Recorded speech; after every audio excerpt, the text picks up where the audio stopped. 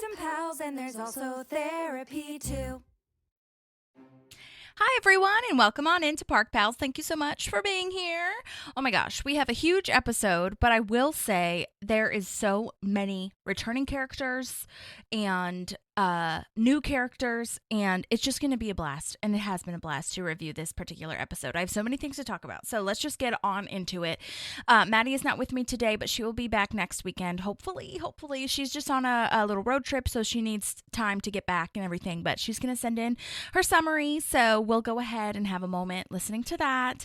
But okay, oh my gosh, Bailout. What a classic Parks episode, right? Like, just everything that you want in an episode of Parks, as far as Leslie being in the government, but also not really knowing exactly how to get her way and also compromise just a little bit. It's so good. And it's such a great commentary on the world in general and Leslie and Ron's relationship. It's lovely. So here we are, Bailout, Season 5, Episode 16. This was written by Joe Mandy, the one who watches Iron Man online. In this episode, I have referred to him many times before as the guy who watches Iron Man online, and I feel like we just haven't gotten to that episode yet, so people aren't always aware of what I'm talking about. I mean, I guess you are if you're a super mega Parks fan, but it's nice that it's actually illustrated in this episode, much in the same way that I refer to the MC that always comes back, the announcer guy, as the Wood-Eye guy.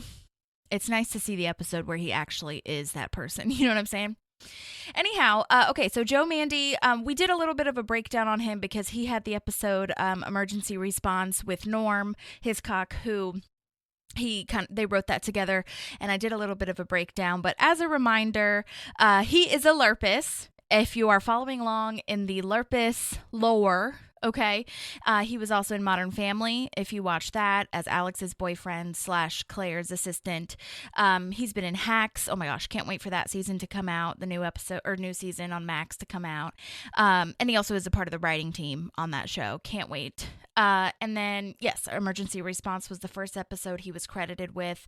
And he also worked on The Good Place, like super cool. He's just in the universe.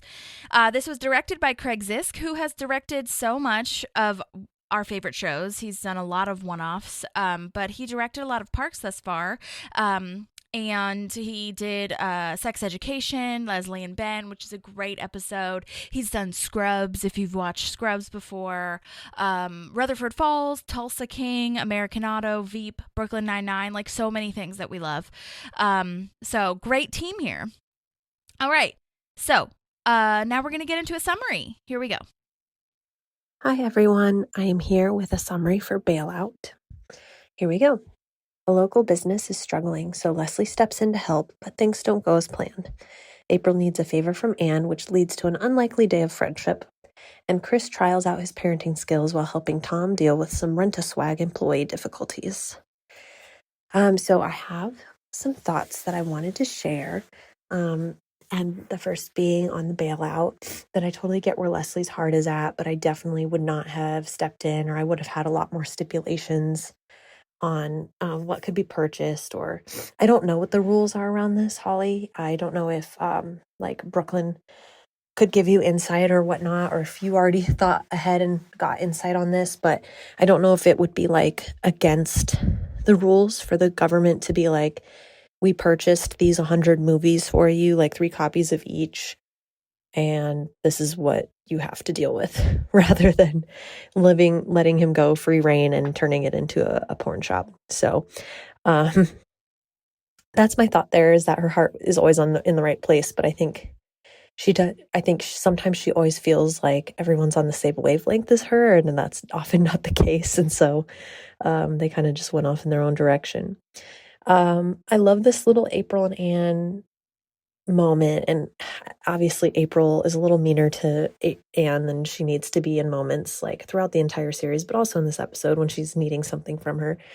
But genuinely, when, Anne shares what's going on with her and Chris, April does a good job of like rerouting and trying to take her mind off of it and singing with her, which I think is beautiful. And this is such an iconic scene for me, this time after time scene.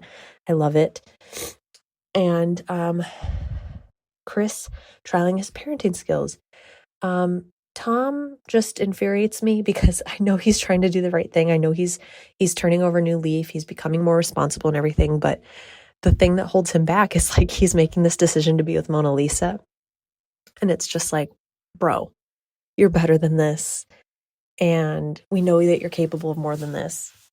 And how did you think that this was a good idea when your best friend, who also is kind of awful, is telling you that she's worse than him, basically? So I just, yeah. But good advice to kind of trial it out on Tom. And I think Chris does a good job. And he kind of starts to settle into his own of this idea. But very interesting. I think Holly and I, you and I texted for a second about this, that like they're going to both be parents. And I don't think we had ever touched on like, what was this going to look like? When I'm live with you in the next episode, we should definitely like hash this out, like how we both feel about this whole situation. Cause I definitely have lots of thoughts and feelings, but they'll be better expressed and explained when we can do it face to face. So that is my summary and my thoughts on Bailout. I will be part of the recording for the next episode. That is at least the plan. And I am so excited to be there. Thank you so much, Benny. Can't wait till you're back.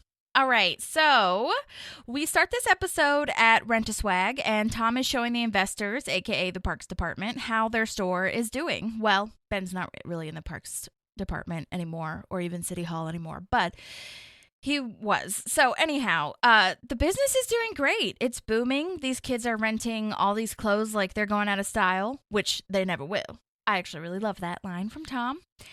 Oh my gosh, and this is what I was talking about, where new characters are introduced. We see Mona Lisa Saperstein for the first time. How exciting.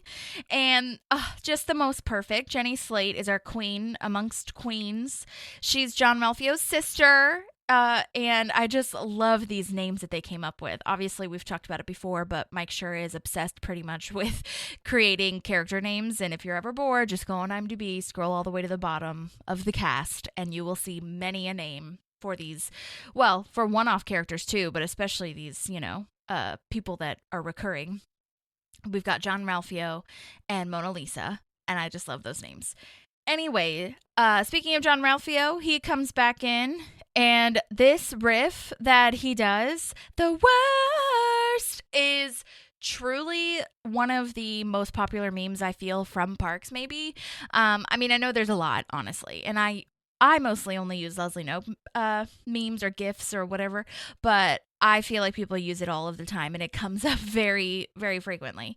So, in fact, a couple people have used that actually in my day job. We use, Teams, Microsoft Teams, if you're familiar, and they have sent the GIF with John Ralphio singing that, and I absolutely wanted to say that I have a Parks podcast, but I kept it to myself. I did. Maybe I'll tell them later. But anyhow, okay. So, yeah, she's the worst. Huge skank, but thanks for hiring her, says John Ralphio. And I love that Mona Lisa is smiling at all the insults, like everything that John Ralphio is saying is a compliment. Like, yeah, And Ben has a point, like Tom is saying, we got to keep it in the family.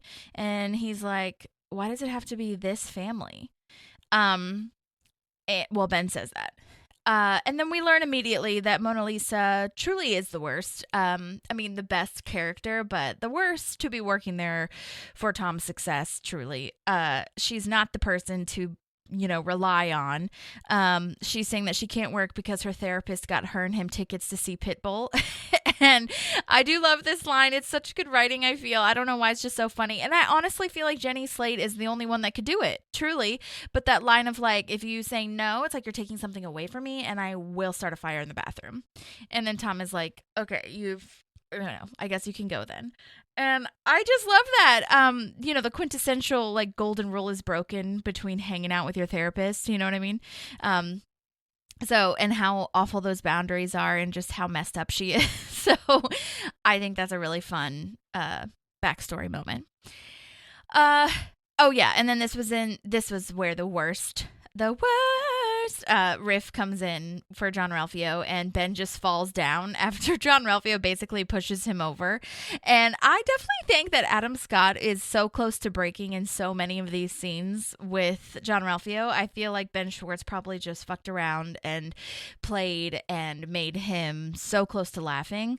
And it's just lovely to see. So if you watch closely, I feel like the corners of his mouth are turned up like he's about to start laughing, but he just falls down instead. All right, so now we're at the Pawnee Video Dome, the crux of this episode, and Jason Schwartzman is here. The actor Jason Schwartzman, super famous actor we love, so fun. You've seen him on many a Wes Anderson film and many others. He's also a Lurpus. So fun fact for you guys, there are 3 Lurpuses in this episode. We'll get to the third one a little bit later. Bonus points if you can guess it before we get there.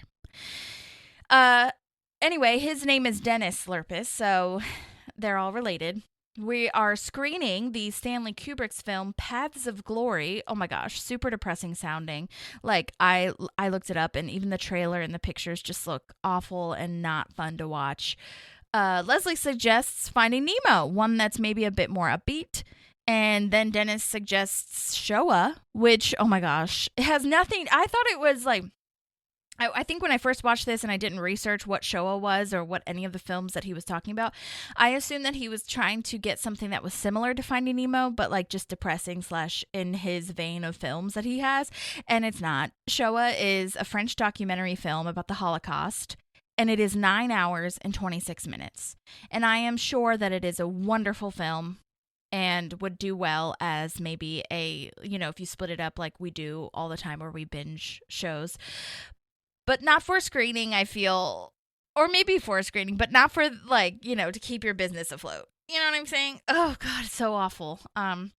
But Leslie says that she's there because she started a program to help local businesses, and this is a Pawnee institution. Perd shot his movie review show there, which I think people really love this. And when we talked to Jay Jackson, who plays Perd, it was really funny how they said that they did his hair and everything. And I do love that a lot of the times Perd will come in for like a 5-second moment, and that's this 5-second moment in this episode. But anyway, I just love this too. It's a good story, but it's just not believable. And he's talking about E.T., so he gives it 1.5 stars, which is really funny. Then Andy has fallen asleep during this screening, I should say. And then the screening's over, lights come up, he wakes up, and I guess he thinks he's in bed, so he leans over to almost kiss Leslie, thinking that she's April maybe. And I just thought that was a really funny moment because you can almost miss it if you're not paying attention. And then Dennis Lurpus, the owner of this video dome, says, "The reason I love that film is because it's really depressing." Is Dennis okay? Dennis, are you all right, honey? Do you need something? Do you need a hug? I wonder how we would feel about watching Finding Nemo. Has he seen Finding Nemo? You know what I mean? It's a great film, and it's very uplifting, and I just wonder if that would help him, Anyhow. Speaking of depressing, though, Pawnee Video Dome is closing its doors forever next month. And Leslie is trying to save it and say, okay, everybody rent something. You need to rent something so that you can help Dennis's business stay in business and stay afloat. And so this is where she asks a guy at the screening, will you rent something, sir? And this is Joe Mandy, the one who says, why would I do that? All movies are online for free. And it also, this is really funny. This is super cute because while he's saying his line, the title screen says written by Joe Mandy. And I know that's really random, but I feel like that very rarely happens. So I thought that was cute. And I also just love this joke of why is he here at this screening watching Iron Man 2 at a screening of where you're in person watching a movie at a rental video. I just love that I guess he got bored maybe and was like, Iron Man 2 it is. You know what I mean? Well, anyway, then we learn why it's closing, really. I mean, we kind of sort of knew with this,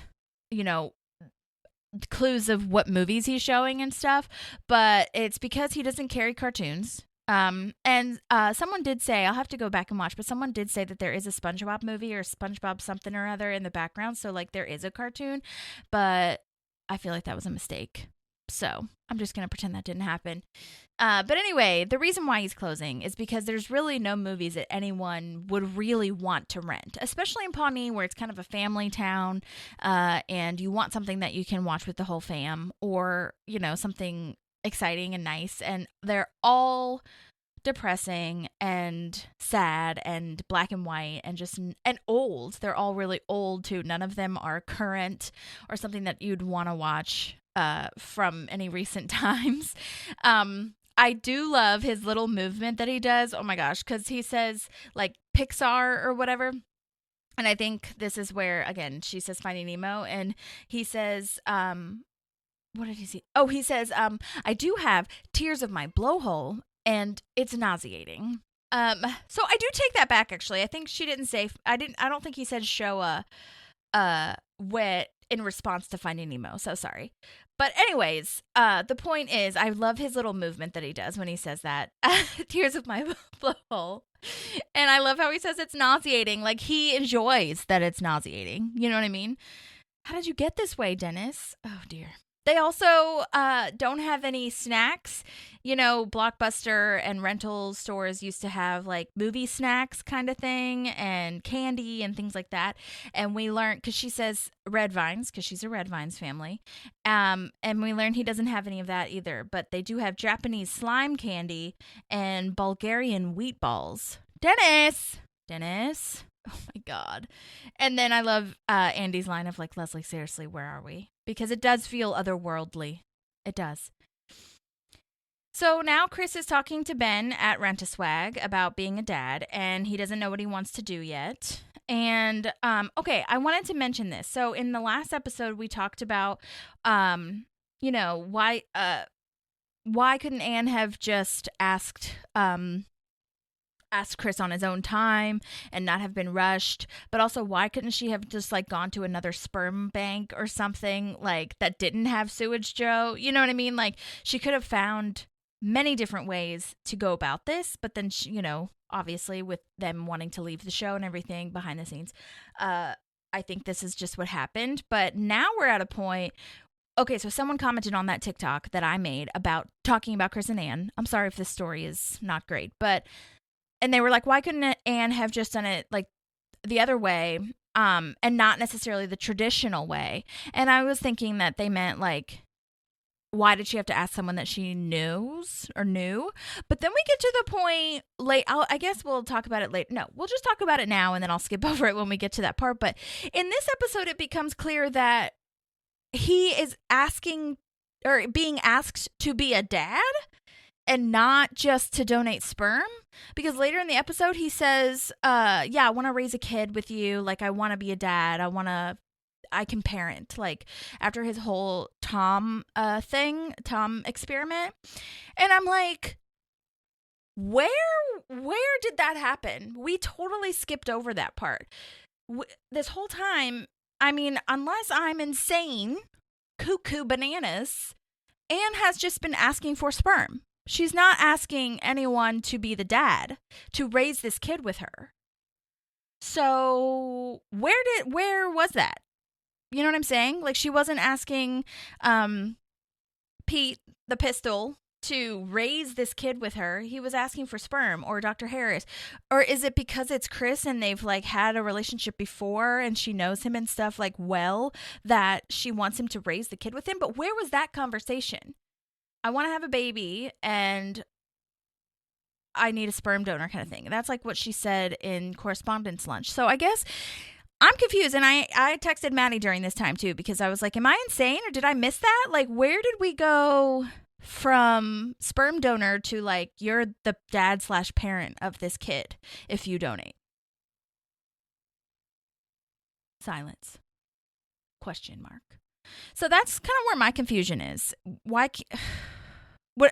I don't know. And I could understand if there was a conversation of like, well, you donated the sperm, and if I'm going to live here, we don't know that she's moving yet, but if I'm going to live here and you're going to like see the kid, then like maybe there should be some sort of like, you know, awareness of who you are to this kid, but to raise the kid with her.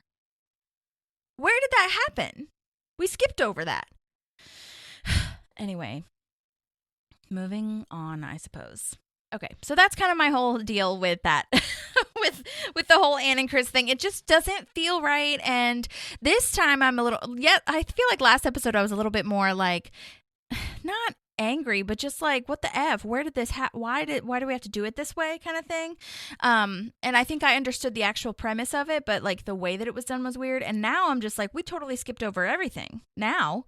So as far as like the traditional way, this is the whole point of this story, is that like the traditional way, like that person said in the comment, why did she have to do it the way where she's the mom and he's the dad and they raise it together? What are they gonna like live together? They didn't discuss any of that in the show. I just don't get it. Doesn't make sense. So anyhow, okay, moving on. Okay, yeah, I just can't get over it, dude. The more I knew it was weird before I analyzed it. Sorry, guys. Skip ahead 15 seconds if you need to. But anyhow, all right. Okay, so Tom thinks Mona Lisa is stealing from her, which she most definitely is. Like, she has to be, right? Ben says to get rid of her, and Tom says he can't because he has a cocktail party for all the best clients, and he doesn't have time to find someone new. And honestly, like, having no one would be better than having her. Like, Tom, come on. I think you see that, right? Like, come on. That's weird. But, you know, it's fine. So then Ben suggests to parent Tom a little to see what happens, and how Chris would feel about raising a kid.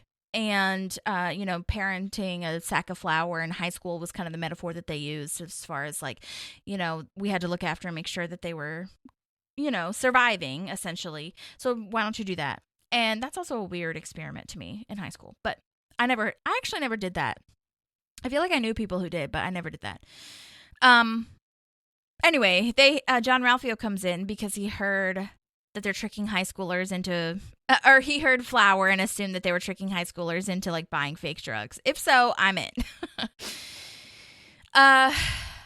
Yeah, okay. Again, with the whole Ann awkwardness being just so unnecessary. Like, if you're this awkward asking him, how awkward are you going to be if you like run into him and this is again before we talk about the whole dad thing, because the whole dad thing is at the end of the episode, but I don't think we know that before. You're kind of getting a sense of it with Ben saying like, you should try to parent Tom, sack of flour thing.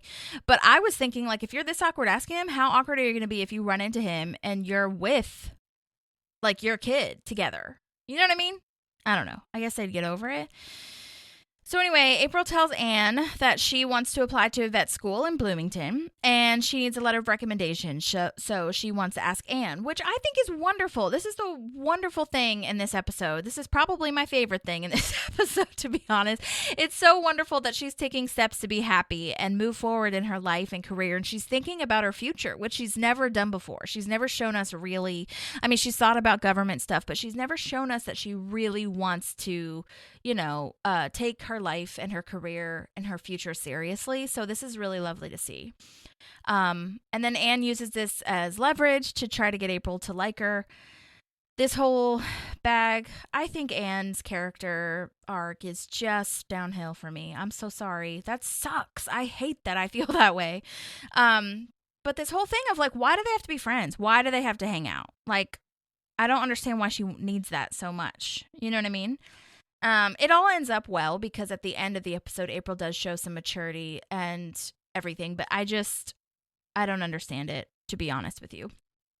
I do understand, I suppose, that if Anne is going to write a recommendation letter for April, then she should probably at least be nice to her or at least like just be, I don't know, somewhat friendly in asking her. But, so I guess I could see that side of it.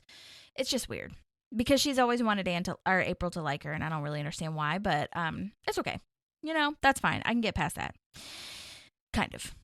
All right, so now Leslie is now talking to Dennis, and she wants to declare the Pawnee Videodome a historical landmark so that they get a tax break and can stay open.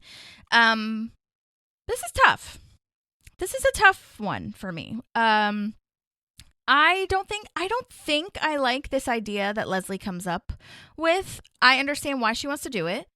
But I don't really super understand why Leslie's so invested in it, because it's not historical for her or for the town, really. Like, I feel like maybe I'd understand if it was, something to do with the creation of the town or something that's, like, creating this really big, lovely community, but it doesn't really seem like the video is doing that, at least according to the crowd I saw at the last screening.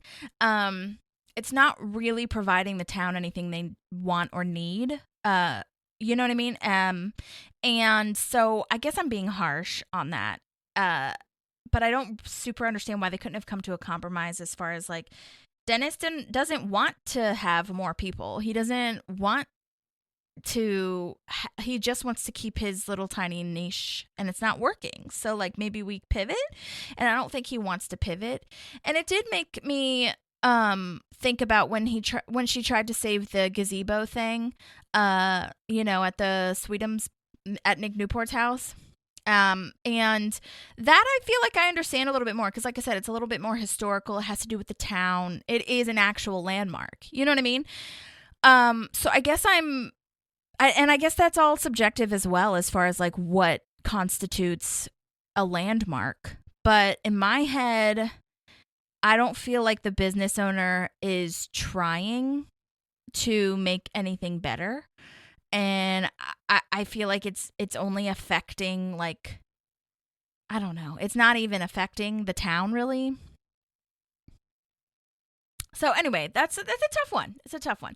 But anyway, Ron comes up and says, like, this man is a failure. His business is a failure. That is harsh. I wouldn't say that. I mean, I don't think that needs to be said. But I do love that Dennis is just kind of nodding and is like, yeah, that's true.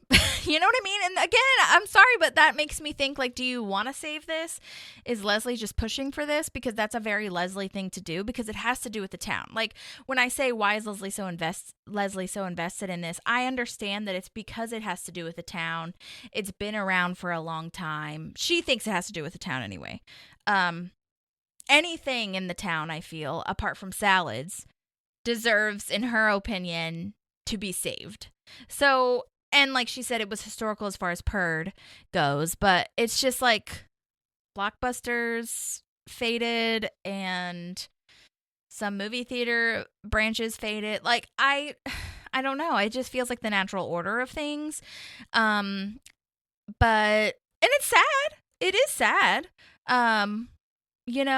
So I'm not saying that it couldn't be helped, but I don't feel like it's necessarily needing a government bailout, or a government historical landmark naming. Anyway, so Ron says there are plenty of deep and intellectual conversations, because Leslie is saying the Video Dome is one of the only places in the town that you can have an intellectual, like, deep conversation. And Leslie is saying, maybe get movies that people actually want to buy or rent. And that's like I said, that's a good idea. And that would help, I think. But Dennis doesn't want to. You know what I'm saying? He doesn't care for those movies, and he doesn't want to make his business more fiscally responsible by doing that. So I'm just like, well, if you don't want it, I'm not going to force you to change, but Leslie wants to force people to change, especially if it's having to do with Pawnee or if it's in Pawnee. But anyway, Ron says there are plenty of deep and intellectual conversation down at Barrett's Hardware, which, by the way, fun fact, there are 2 Barrett's Hardware locations near Minooka, Illinois, where Nick Offerman grew up. So that's fun to know. So Chris is now talking to Tom, and they're sitting abnormally close on the couch, which is so hilarious. I love that physical spacing comedy. That's so funny, especially with the whole son-father thing. And Chris is saying Mona Lisa is taking advantage of Tom, and Tom says that he's really just scared of her. Like, she's not really taking advantage of me.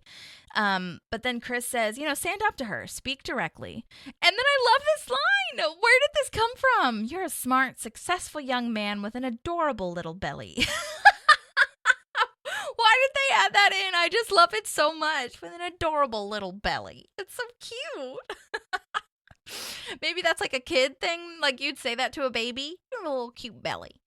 However, Harry Styles did say that. I want your belly, right? Anyways, it was just a funny moment. Okay, so now they are having a hearing on whether to keep Pawnee Videodome, and Andy is testifying, essentially, saying that he rented his first Bruce Lee movie there, and he also threw a rock at a hornet's nest. And oh gosh, he goes way off track. The point is, you do not throw rocks at a hornet's nest. I love the way he says that.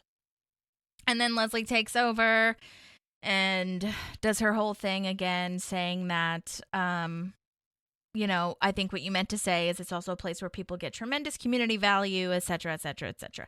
I'm like, Leslie, I don't know. I just don't think this is the place. I don't think that this is part of your job, you know?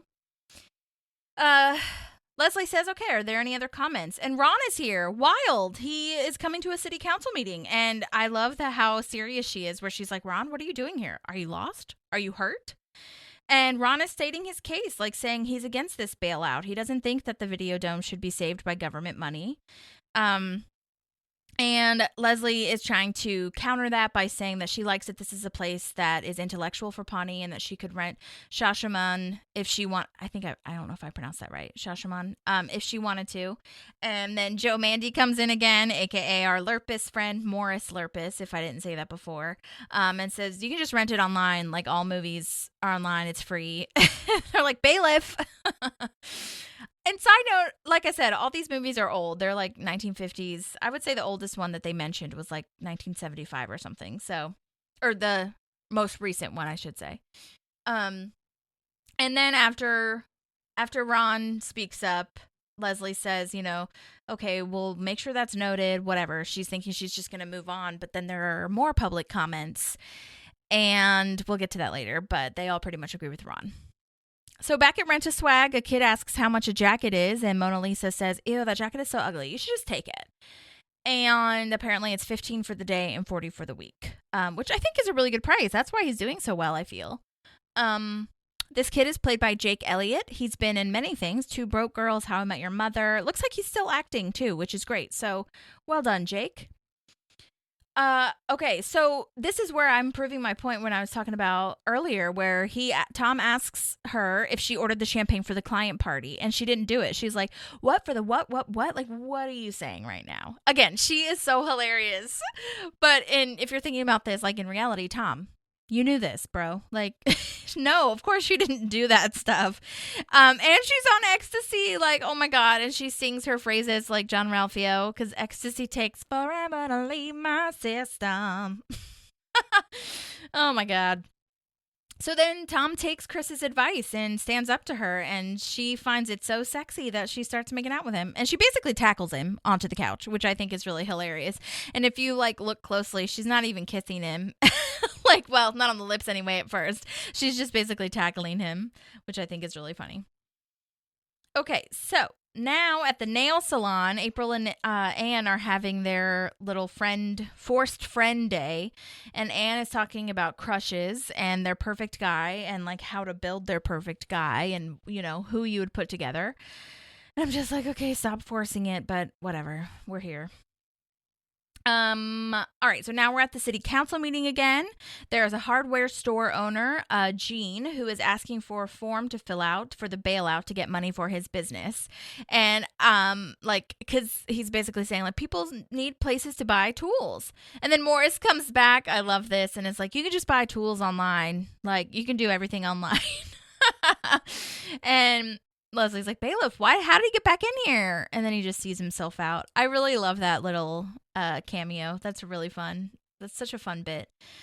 The hardware store owner is played by Gary Krause, and he's been in a ton of stuff I've seen. Barry, Chicago Fire, Scrubs, Modern Family, lots of cool things. Well done to him, Gary. Okay, then we have Joe from Sewage coming out, and he's asking just for free money, not even for a business bailout like the rest of these people are, but he says he's going to come into physical harm without $3,000. And Leslie's like, well, you should just call the cops if you're going to, like, be hurt or whatever. And he's like, you cannot get the cops involved, okay? So that's a whole thing, which is really funny. And then we've got the character Wilson Gromling from Liberty or Die, and he comes in and says the government handouts are deplorable, but then he comes around and says he needs money too. So, and Leslie does say, you know, when the Videodome reopens, they will serve a wider range of Pawnee citizens, which is a funny foreshadowing if you have seen this episode before. But, you know, so I think she's trying to make it worth the government's time, essentially. But again, Dennis doesn't want to do that. Well, yet. And then this guy, Wilson Gromling, says, you know, from the Liberty or Die party, he is played by, oh yeah, we'll get into what he says later. But this guy is played by Chris Shoemaker, and he's been in a ton of stuff as well. One of the movies that I saw that he's in, is called A Nashville Wish, and it looks really cute and really, like, cheesy, and like a Hallmark type of vibe movie. The tagline is a Nashville singer has to choose between stardom or a girlfriend. Not a girlfriend, but I think he says like, or love of his life is what the actual tagline is. But anyway, he's done a ton. Chris Shoemaker has done a ton of comedy shorts, and I believe he might also do stand-up because he won Comedian of the Year at the American Comedy Awards, so that's really cool. He does some hosting as well because he has a hosting agent, so lovely. That's awesome. So now we're back at Rent-A-Swag, and we learn that now Tom is dating Mona Lisa. She thought it was really sexy that he stood up to her, so they're dating now. Oh my gosh, I love this line. She says, I need to borrow some money for a reason that is none of your beeswax. Mainly, I need to wax my beef. I can't even get through it. I don't know how she did it. And Chris like spits out his water. Oh my God, it's so funny. I love it. I'm cooling on you. All right, so now Anne and April are also at Rent-A-Swag. They have matching braids, and then she gets awkward with Chris yet again. So annoying. And then April's like, why is it weird? It seems weird. Why is it weird? And then we'll get to why it's weird later. Well, Anne telling her why it's weird. All right, so now they have a little title card thing that says 3 days later. The Videodome has reopened, and I feel like the shot of the town looks kind of weird at first because it looks really like super old and like a 1970s type of vibe, but maybe it's supposed to be, you know, it is an older town. Anyhow, I just had that in my notes.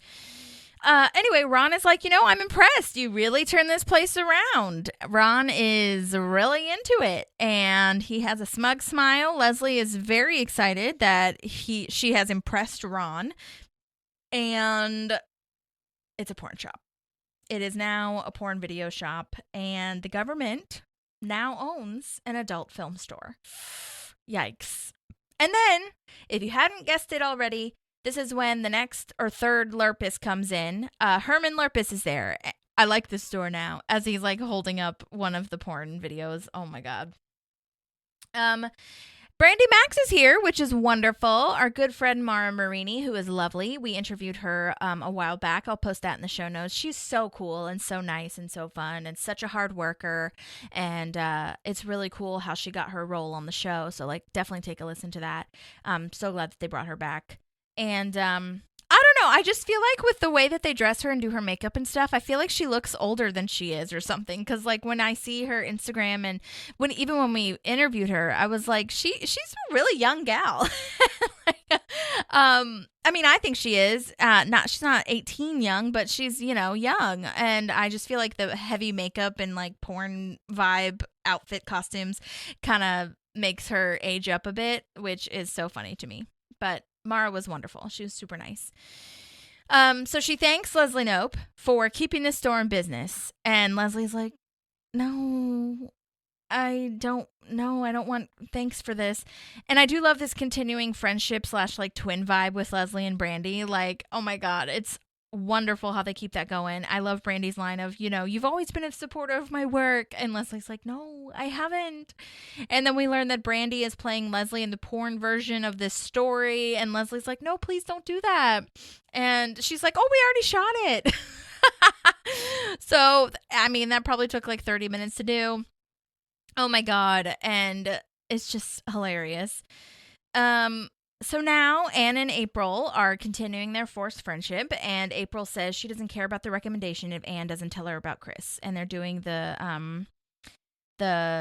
oh my gosh, if you're lost, you can look and you will find me time after time. I was gonna say Forever Young, but that's wrong. Yes, it's Time After Time. I actually love this episode, or this part of the episode. I think it's really cute. I think that it's a nice moment for them to kind of bond and not be forced. You know what I mean? And I think that's what April is trying to get at. Even though she didn't really want to have a friendship anyway, it was like, I think once April opened up and was like, hey, or once Anne opened up and was like, hey, this is what's happening, even though you made me tell you, it's a nice moment. It just is. So even though I think this is forced, it's nice. So Anne tells her, and then April starts singing, and I think she has a really nice voice. I think that when she was singing, I was like, good job, Aubrey Plaza. This looks wonderful. This sounds wonderful.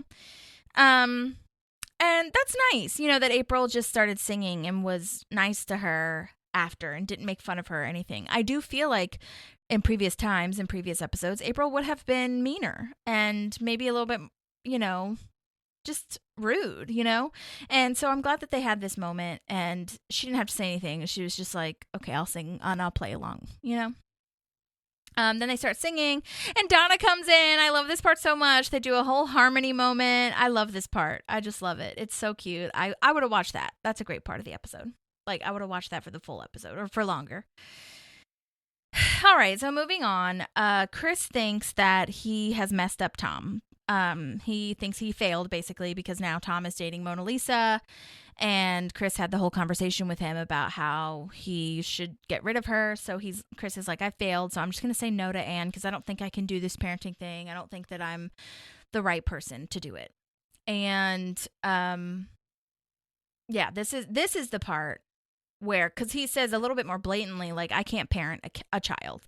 Like, if I can't parent Tom, I'm not going to be able to parent a kid. And that's where my confusion was. I was like, wait, you're not just a sperm donor? Like, you're asking for a dad? Huh? So weird. Anyway, they're in the parks department, and Jerry is overhearing all of this. So he comes up and he has a very nice moment about small victories and special memories from parenting, and how it's not about like the little tiny things that you feel like you failed at. It's about this lovely treasure that you have with your family. And in no uncertain terms, Jerry just says, like, you could do this. You know what I mean? And then he can't continue. Oh my gosh, I really like this writing. I never even considered this. Like, he can't continue. He just kind of starts spouting off random ass things. And then he says, sorry guys, no one's let me talk this long ever before. And it's both sad and kind of like, oh shit, that's so true. So I really love that moment. I also love this Ron moment next. Leslie and him are eating. This is another huge, I feel, meme gif thing where he says, I know what I'm about, son. I love that. But anyway, they're eating lunch and he orders a party platter, which is why the waiter guy is like, that's a party platter. It serves 8 people. Like, I don't know if you want to do that. And he's like, I know what I'm about, son. This server is named Christopher Frontiero, and he's been in a lot of things. Great comedic actor. Dexter, MacGyver, a lot of cool-looking things that I haven't seen, but look great. And Leslie's like, listen, okay, rub it in my face, Ron. And I love this Leslie line, too, of like, I'm more competitive than you. And he's like, settle down. She's like, nope, settle up, because the bill's been paid and I've paid it. And this is a tough conversation. I feel like this is where we're getting kind of back into the part of the show that mirrors what we're going through in life with government and everything. Ron's talking about capitalism and it's what makes America great, and I felt really triggered by that line. This was, a time of Amazon and Walmart, and like the Morris character says, everything's online, but now we are so much more overwhelmed than I think we've ever been with how capitalism has taken over TikTok Shop and Instagram ads, Facebook ads for literally everything you could ever need, but not need at the same time. You know what I mean? Like, we're wasting away our world with all of this stuff, and it's making our actual world and climate change happen faster, no matter what you say. And if you don't agree with me, fine. But it's just, it's very intriguing looking at this conversation now as opposed to then, because I mean, business and government are meshing more than ever now, which is weird because I mean, I could see Ron being into the Republican Party with the whole America's great capitalist whatever thing, but also Elon Musk is taking over the government and getting all of our private data. So I don't know if Ron would be into that. He doesn't even like cookies on his computer. So, I mean, he's a libertarian. He's not a Republican or a Democrat. So I don't know if he even would have voted. But regardless, it's just like it's tough because I think we're just seeing how capitalism can both be great and makes the world turn and does make competition for business fierce, but it can also be very debilitating for so many Americans and just the domino effect that it has. So, and I know I'm getting deep, but you know, I think you guys get it by now. Anyway, yeah. So now we're at a viewing party for Pawnee, and it looks like this is a whole separate situation, kind of a compromise to still have the community gather, but not at the Video Dome, not at the Porno Palace now. And Anne gives April her recommendation and, you know, says, no need to pretend to be my friend anymore. You are off the hook. And April does a really sweet thing, and she gives her a baby naming book and says she hopes it works out with Chris, and if it's not with Chris, then she hopes it works out with someone else. And that was very nice. And Anne forces this hug, which I'm okay with because they have come a long way, I feel, in this moment. So I think that's fine. Then we've got Mona Lisa coming in with Tom. She says there's a lot of hot D in here tonight. Also, this is dumb, but like, what are both of them wearing? I feel like everything's really mismatched, and I'm sure to Tom it is probably some fashion statement, but it looked weird to me. Okay, so now Tom gets feisty because he has learned that she really likes when he does that. So he was like, you can't talk to me about other guys, okay? And then they're gonna make out after she goes to the bathroom or gets a soda or something. I can't remember. But then this is where Chris is talking to Tom, and he realizes he didn't fail at the flower experiment, which was a weird thing to kind of do anyway, because Tom says, you know, it's the small victories, and he explains to Chris, like, you know, I know Mona Lisa is not the best option for me right now, but I'm young, she's hot, like, let's just see where it goes, you know, and she did, again, this small victory thing, and that's exactly what Jerry said, and that kind of sparks Chris to make his decision and understand a little bit more of where he stands. And, you know, Tom knows that what he's doing is not deep. You know, like, it's not like they're going to get married tomorrow or have a kid together or whatever. So Chris now goes to Anne and says that he is in. He's in for being a parent and raising a child. But also, what the hell? As an audience member, I'm like, wait, what? Since when? Okay. All right, moving on. So now Leslie makes an announcement explaining the viewing party that the government is hosting every week, which is wonderful. This must be, I think this is at like the community center or something, because that's a total thing that would happen at the community center, like a movie screening. Totally, for sure. Dennis Lurpus is going to host the Q&A afterwards. And she says it's going to be The Sound of Music, which I think is lovely. Great film. And it combines, I don't know, they probably did this on purpose, but it combines quite a few of the things that he has been talking about and that Leslie likes. So we've got the music, the musical, like the upbeat show tune moment, but we've also got Nazis at the end and a scary time of escaping, which we did talk about that Holocaust movie. So maybe Dennis is into that. You know what I'm saying? It's a great film to compromise on. And so he's going to host a Q&A after, which I think is a lovely moment to have. Okay. And then we're like getting we're like excited to see Sound of Music, but it's actually the porno version of the Bailout. And I love that she's like, this is not how it happened. Like, this is the wrong movie. Someone turn this off. Ron Swanson is Dong Swanson in the movie. Oh, my gosh. And Leslie is, I think that this was in the deleted scenes, but Leslie's porn name is Leslie with a Z, Grope. Leslie Grope. Leslie Grope. Oh my God, so good.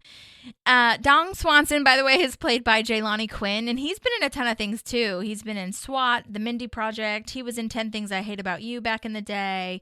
Also, if you'll notice, Dong Swanson is wearing his classic red polo shirt, which is a nod to, I believe, Ron Swanson's Tiger Woods red shirt sex moment. And also, oh my gosh, I posted this in the stories, so I hope that you guys will see it.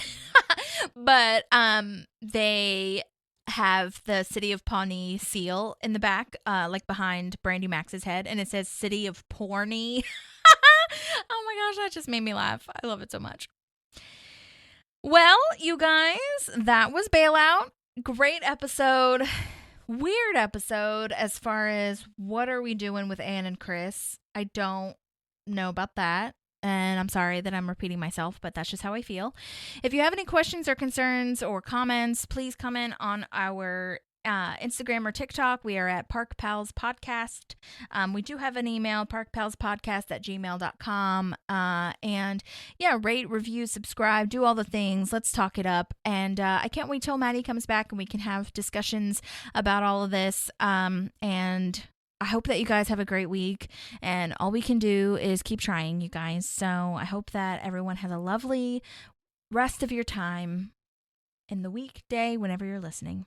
Never mind. I was gonna say some shows that I'm like watching that a lot of Parks people are working on. And all I'll say is that Somebody Somewhere on HBO Max is DP'd by our lovely friend Shauna Hagan, who also was a camera operator on Parks, and we had an interview with her. We had everything. So she's wonderful, and I just want to support her show because I hope that she has a job forever. So thank you so much, everybody, for listening. Again, like I said, I'd love to keep the conversation going, so please feel free to comment, message, or email, and we'll talk to you guys soon. Okay, have a lovely evening / whenever you're listening. Bye. There's a park and some pals, and there's also therapy too.